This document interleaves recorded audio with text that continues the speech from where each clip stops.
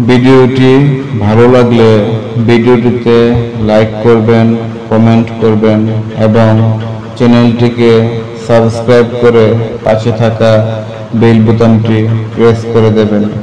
এই সংসারে একমাত্র সত্যের বন্ধনে থাকাই পরম তত্ত্ব, পরম পদ। ইহা বই জগতে আর কিছুই নাই। সংসার নিত্য এবং অনিত্যের তরঙ্গ। এই তরঙ্গ হইতে নিষ্কৃতির জন্য অভিমানের সত্তাকে মার্জনা করিতে হয়। জীবে দয়া, নামে রুচি, বৈষ্ণব সেবন, ইহা বই কিছু নাই, শুনো সনাতন। এই শব্দটি সকল জীবের পক্ষেই কণ্ঠহার। ঐহিক সুখ আর দুঃখ সকলই ক্ষণভঙ্গুর।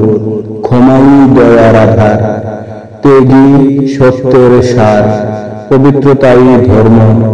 যাহাতে মনের কোন রকম অশান্তি, মলিনত্ব না হয়, তদ বিষয়ে সহিষ্ণুতা দ্বারা মার্জনা করাই উচিত। ক্ষণিক সুখে মজিয়া থাকিলে পরে পরিণাম দুঃখই থাকে। পরিত্রাণের জন্য অবশিষ্ট সুখরূপ সত্যের লেশও থাকে না। ঐহিক সুখে মত্ত হইয়া কৃত ধর্ম নষ্ট করিতে নাই।